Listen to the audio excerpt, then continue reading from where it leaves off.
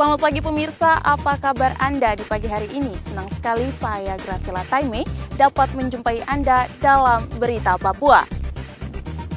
Sejumlah informasi menarik dan teraktual telah berhasil dirangkum tim redaksi kami. Berikut 3 berita utama hari ini.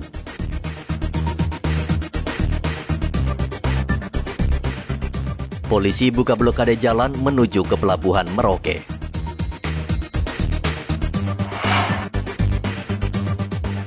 Mabuk dan berbuat onar, 10 pemuda di Mimika ditangkap polisi.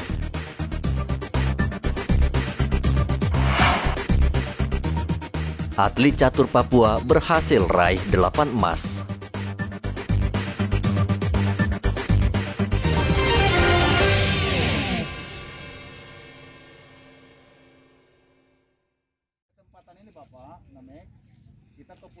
Polisi Kamis kemarin akhirnya membuka blokade jalan yang dilakukan masyarakat adat dari suku Marin. Jalan yang ditutupi ranting dan batang pohon kini sudah bisa dilalui pengendara yang hendak menuju Pelabuhan Perikanan Merauke.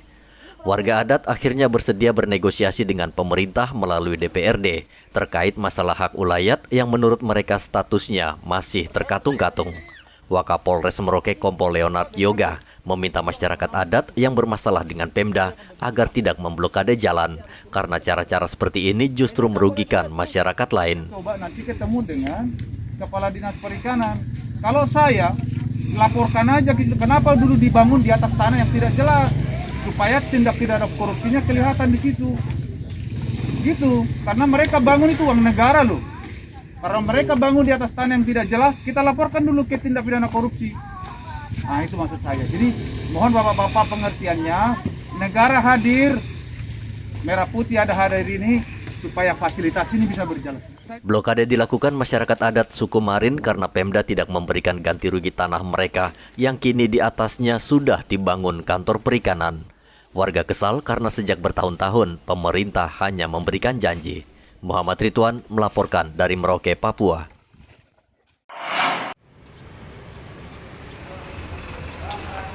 Minuman keras tidak bisa dipisahkan bagi sebagian warga Papua. Tidak heran, miras jenis Sopi sangat populer dan dikonsumsi banyak orang.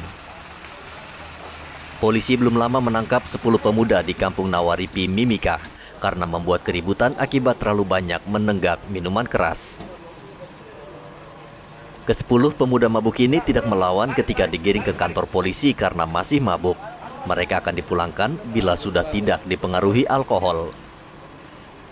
Para pemuda berpesta minuman keras di salah satu rumah warga di kompleks Nawaripi. Karena mabuk, mereka kemudian membuat keributan sehingga warga yang kesal lalu melaporkannya ke polisi. Peredaran minuman keras di Papua, khususnya di Mimika, sulit diberantas. Selain banyak penjual miras yang berjualan secara sembunyi-sembunyi. Dari Mimika, Papua, Igobat Momolin melaporkan. Kabupaten Mimika saat ini masih menerapkan PPKM level 2 sesuai dengan instruksi Mendagri.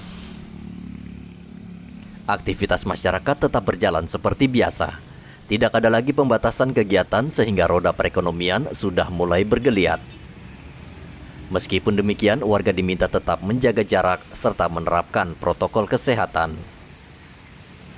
Dinas Kesehatan Mimika mencatat kasus COVID-19 cenderung menurun. Selama 30 hari terakhir tidak ditemukan kasus kematian akibat COVID-19. Dinkes meminta warga yang belum divaksin agar segera divaksin karena terbukti bisa mencegah pasien tidak terpapar parah. Dalam merespon kasus COVID-19 di Mimika, berdasarkan Mendagri, Mimika masih berada pada level 2. Pada level 2, maka saya pikir aktivitas tetap berjalan seperti biasa, tapi protokol kesehatan, cakupan vaksinasi pun itu harus menjadi catatan, meskipun rata-rata positivity rate di Mimika dalam 30 hari terakhir itu ada di bawah angka 1%, jadi 0, sekian persen, tidak terjadi lagi angka kematian dalam 30 hari, namun kita tetap harus mematuhi protokol kesehatan. Yang utama adalah tetap menggunakan masker, mencuci tangan, dan yang paling penting adalah mengatur jarak sosial maupun physical distancing.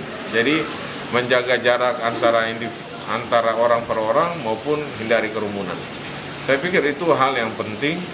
Kemudian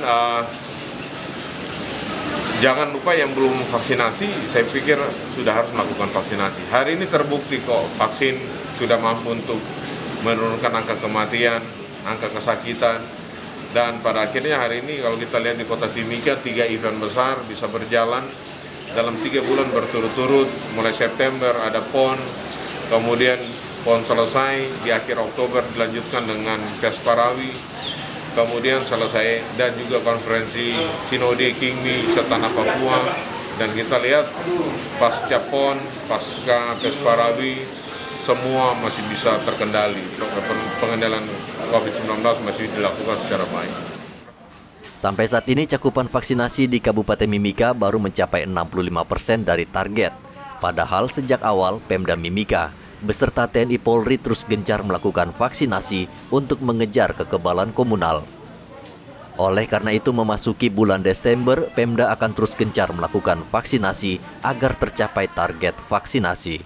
Dari Mimika, Papua, Igobat Momolin melaporkan.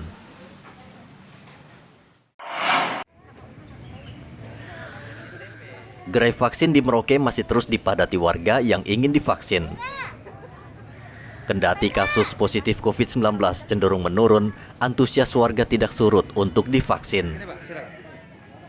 Mereka tidak saja sadar akan kesehatan, namun membutuhkan surat bukti vaksin yang dianggap sakti untuk memperlancar segala urusan. Vaksinasi memang terbukti ampuh menekan angka COVID-19. Sejak PON, Pemda dibantu TNI dan Polri gencar melakukan vaksinasi, sehingga saat ini target vaksin sudah mencapai 78%. 7%, jadi tinggal sedikit. Jadi kita sekarang ini kita harus berprinsip vaksin tidak mencari orang, tapi orang mencari vaksin. Sekarang harus begitu. Sekarang kita tanamkan itu. Supaya apa? Kita kan sudah pengalaman kemarin PON, kita tidak ada yang terpapar.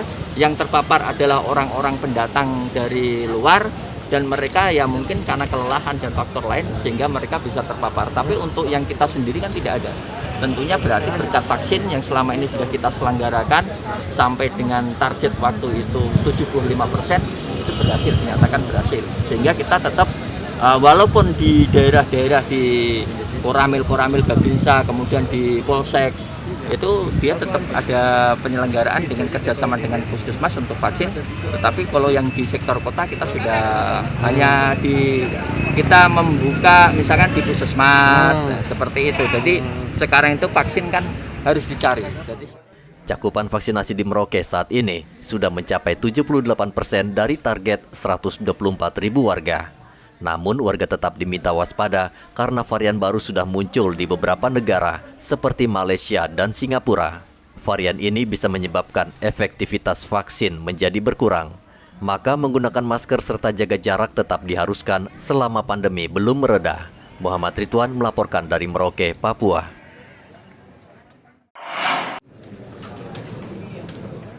Tuan rumah Papua saat ini masih memimpin perolehan medali di cabang olahraga catur yang digelar 6 hingga 13 November mendatang.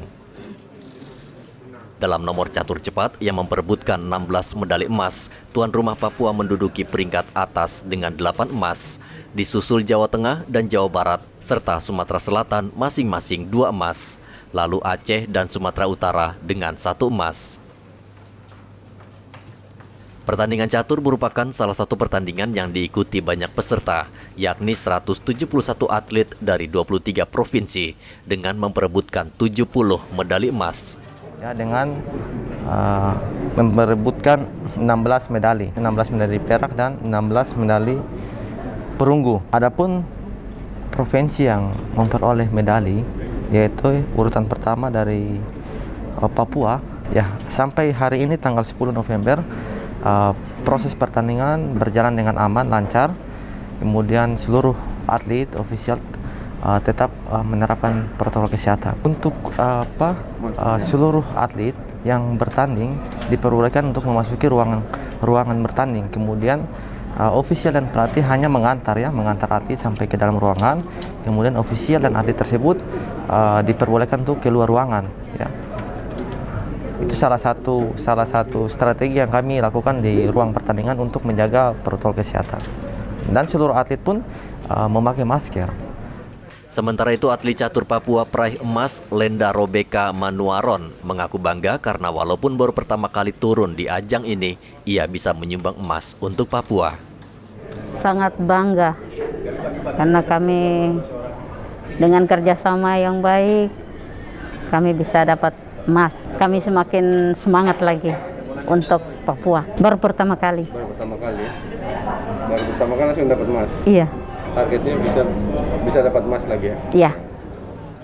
Papua optimis bisa meraih 12 medali emas yang ditargetkan di catur karena 25 atlet yang diturunkan bergelar Grandmaster Indonesia seperti Cerdas Barus yang juga merupakan atlet tunarungu. Hendra melaporkan dari Jayapura, Papua. Atlet Papua dipastikan juga meraih medali emas untuk cabang olahraga boccia nomor individu kategori pertandingan BC3 yang berlangsung di Auditorium Universitas Cendrawasih, Jayapura, Kamis kemarin. Cabang olahraga boccia sudah memasuki 8 besar dan semifinal.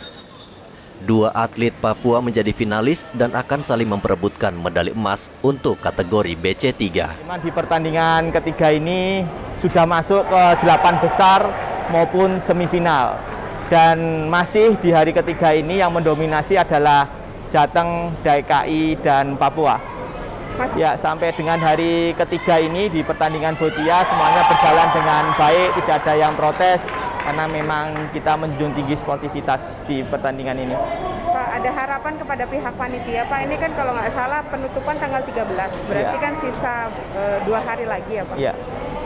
Ya, baik. Untuk panitia di hari pertama sampai dengan hari yang ketiga ini cukup antusias karena melihat semua atlet ini menggunakan kursi roda. Solidaritasnya juga tinggi sekali di panitia ini. Tidak perlu diperintah, dia sudah mendorong apabila diperlukan oleh para atlet. Seperti itu. Untuk keamanan sendiri gimana, Pak? Ya, juga? Ya, keamanan di sini juga komunikatif dengan para panitia, dengan para official.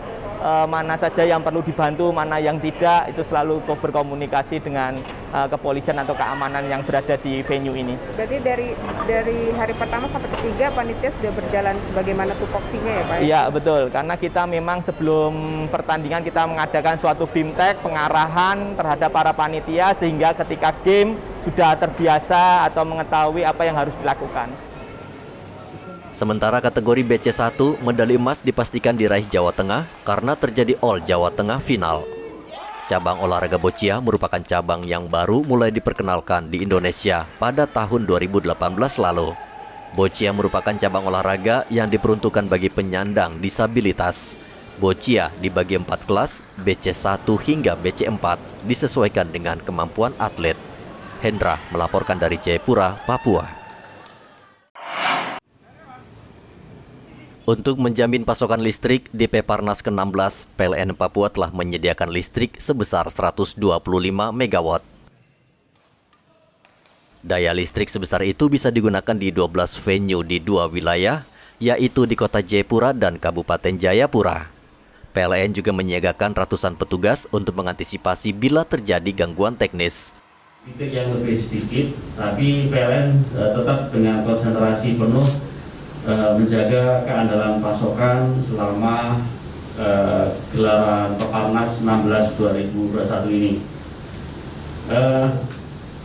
Seluruh venue yang ada di Kota Jayapura dan Kabupaten Jayapura, dalam pengawalan kami, dalam catatan kami ada 12 venue. Dalam menangani keandalan 12 venue ini kami menerjunkan 255 personel. Jadi setiap venue ada petugas PLN yang jaga karena memang kapasitasnya besar, mulai dari yang terbesar itu ada 250 KVA. 250 KVA itu kalau untuk memasok satu kabupaten Harimau cukup. Harimau itu 200 KVA saat ini bukan puncaknya. Tapi ini kan untuk satu gedung sama dengan mungkin dengan untuk Swiss Rally nggak cukup, tapi untuk beberapa titik itu cukup. Yang kedua ada juga 2 buah GPS 100 KVA dan yang paling banyak ini untuk mengamankan titik-titik yang kritikal dan dayanya kecil, kami siapkan ada 6 buah UPS 30 kVA. Jadi itu yang kami persiapkan dalam rangka support pelaksanaan PON. Dan sebagai informasi global bahwa secara umum daya mampu kami masih sama dengan pada saat PON, yaitu di kisaran angka 125 mega, sehingga dengan beban puncak yang paling tinggi 94, rata-rata 92 dalam masa event ini. Kalau nanti event sudah selesai, biasanya turun. Saat ini pasokan listrik di Papua kerap kali terganggu karena pasokan bahan bakar yang sering kali terlambat. Kapasitas daya kebutuhan listrik yang terpakai di wilayah Jayapura sekitarnya saat ini mencapai kisaran 92 MW, sehingga diperkirakan masih terdapat cadangan sebanyak 30 MW. PLN sejauh ini sudah menyiapkan layanan kebutuhan listrik sejak PON ke-20 hingga Peparnas ke-16. Hendra melaporkan dari kota Jayapura, Papua. Kasus stunting atau pertumbuhan kerdil seorang anak di Mimika cenderung menurun sejak tahun 2018. Penanganan kasus stunting sejauh ini berjalan baik. Sejak tahun 2021, hampir 30.000 balita telah ditimbang di sejumlah kampung. Dinkes sejak tahun lalu bekerja keras keluar masuk kampung untuk menekan kasus kekurangan gizi ini. Saya pikir kami telah memberikan feedback atau memberikan laporan kepada pihak-pihak atau tim kabupaten termasuk Kader dan juga PKK Kabupaten Mimika yang sudah ikut terlibat dalam stunting, program penanganan stunting di Kabupaten Mimika. Dan kalau kita lihat dari tahun 2018 sampai tahun 2021, jumlah desa lokus itu meningkat dan diikuti dengan jumlah cakupan balita yang ditimbang. Kalau kita lihat dari rata-rata setiap dalam 3 tahun terakhir 2018, 19, 20 itu antara 3.500 sampai 3.700, dan di tahun 2021 ketika semua terlibat ternyata meningkatkan cakupan 3 kali lebih tinggi, yaitu hampir 10.000 balita di Kabupaten Mimika yang ditimbang pada kampung-kampung lokus. Dan tentu saja dengan cakupan yang tinggi, ternyata stunting di Mimika turun dari 26% di tahun 2018 dan secara stabil di atas angka 20% hingga tahun 2020. Dan di tahun 2021 per September ternyata mencapai turun 9%. Stunting adalah kondisi gagal tumbuh atau kerdil yang diderita balita. Kondisi ini disebabkan kekurangan gizi kronis yang terjadi sejak dalam kandungan. Agar tidak menderita stunting, berat balita yang baru lahir harus normal atau sekitar 3 kg. Menurut catatan Dinkes, kasus stunting tertinggi tahun 2019 ditemukan di 2 distrik, yakni Distrik Wania dan Distrik Mimika Timur Jauh. Dari Mimika, Papua, Igobat Memolin melaporkan.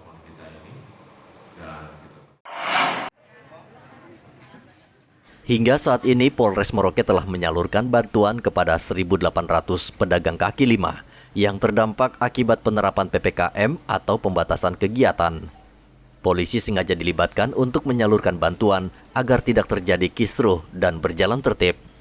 Bantuan diberikan kepada 2.450 pedagang kaki lima berupa uang tunai yang diharapkan bisa dimanfaatkan untuk membantu modal mereka yang tergerus akibat pembatasan kegiatan. Untuk sementara data yang sudah tersalurkan yaitu sampai saat ini 1.839 orang. Nah, ini masih berjalan, sampai sekarang ini masih berjalan. Hari ini mungkin kita menyalurkan sekitar 200 orang lagi, 200 orang, dan besok juga masih ada. Ya. Dan yang gagal verifikasi yaitu sebanyak 137 orang. Ya. Tadi target kita sebanyak 2.450 orang. Kendala kami sebagai petugas di sini yaitu untuk mengantarkan undangan, ya ini ada yang tidak ada juga nomor HP-nya. Yang bersangkutan juga ada dihubungi juga, nomor HP-nya juga tidak aktif. Bahkan ada masyarakat juga yang meninggal, terus kemudian ada yang bepergian, artinya meninggalkan kota Kabupaten Merauke ini, bepergian contohnya ke Bovendigul, ke Jakarta dan sebagainya. Nah ini yang petugas agak susah untuk menghubungi mereka. Dari ribuan penerima bantuan, 137 warga ditolak karena nama tidak sesuai KTP. Polisi meminta para pedagang penerima bantuan agar mengecek terlebih dahulu identitas diri, karena data inilah yang digunakan untuk mengecek kebenaran penerima bantuan. Muhammad Ridwan melaporkan dari Merauke, Papua.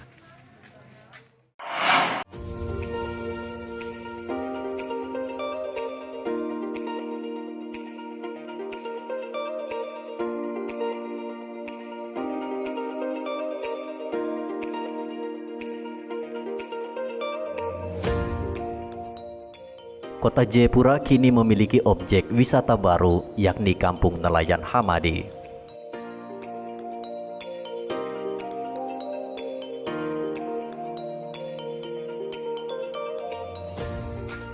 Kampung nelayan ini mulai menarik perhatian masyarakat setelah dibangun jalan yang menghubungkan Hamadi Gunung, Hamadi Hanurata, dan kawasan di belakang pelelangan ikan Hamadi.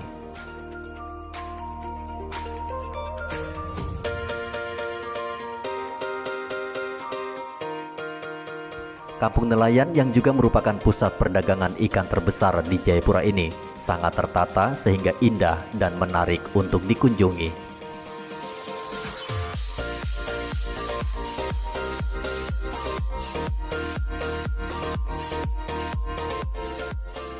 Sejumlah fasilitas tersedia di sini seperti area jogging, memancing, dan beberapa fasilitas lainnya yang memanjakan warga.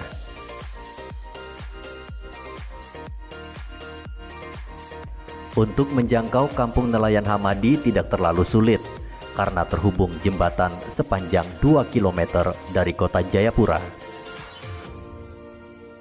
Saat kaki menapak di jembatan, kita bisa menikmati hamparan luas Samudra Pasifik.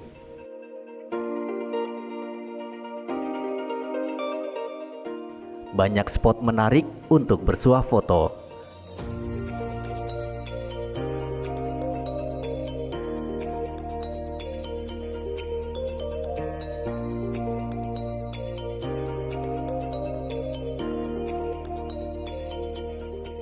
Selain jembatan di Kampung Nelayan Hamadi ini, ada Taman Terapung yang menjadi lokasi favorit untuk sekedar menikmati alam pesisir. Namun pengunjung tidak diizinkan menggunakan kendaraan bermotor karena jembatan ke Kampung Nelayan ini khusus dibangun untuk pejalan kaki. Biasanya waktu yang tepat berkunjung adalah pukul 4 sore. Karena bisa menikmati keindahan Kampung Nelayan saat matahari mulai terbenam. Aktivitas masyarakat di Kampung Nelayan ini, mereka adalah nelayan yang melaut, lalu ada pedagang di pasar, juga pedagang keliling, ikan keliling. Mungkin itu seperti itu aktivitas mereka. Lalu selain itu juga ada yang berprofesi lain seperti PNS dan swasta yang lain juga yang sama-sama berdagang di pasar. Untuk warga di seputaran Kampung Nelayan, pemerintah sudah membantu dengan membuatkan kita punya kampung nelayan yang bagus.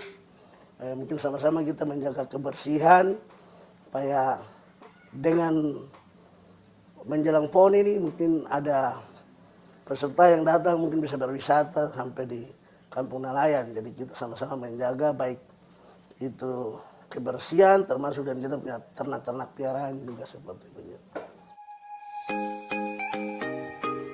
Bila ingin melihat kegiatan nelayan di sini dengan ratusan perahunya yang unik, bisa datang pada pagi hari. Biasanya para nelayan mulai membongkar hasil tangkapan mereka sambil bersiap untuk melaut kembali. Ya, dia bersyukur sekali, senang sekali karena ada juga baiknya karena dia di samping itu penahan ombak juga dan melihat juga pemandangan dari ini pulau-pulau ini sampai ke laut sana. Dia merasa bersyukur begitu. Kalau ini harapannya Bapak untuk pemerintah atau untuk ini seperti apa? Ada harapan? Harapan ke depannya untuk lebih diperhatikan lagi nelayan-nelayan yang semacam nelayan kecil yang ada di sini. Ada bantuan begitu kira-kira. Ada bantuan mesin kah, apakah itu yang nelayan kecil saja ini diperhatikan. Karena saya lihat kurang sekali ini nelayan-nelayan di sini, orang di sini untuk pergi beraktivitas begitu. Saya lihat di jembatan-jembatan kan perlu dibenahi itu. Dibikinkan perahu kecil kah atau dikasih mesin kah untuk mencari ikan-ikan di sana di tengah lautan begitu. Karena kebanyakan pendatang-pendatang saja yang turun ke laut itu. Semacam dari Babau kah, dari Sulawesi.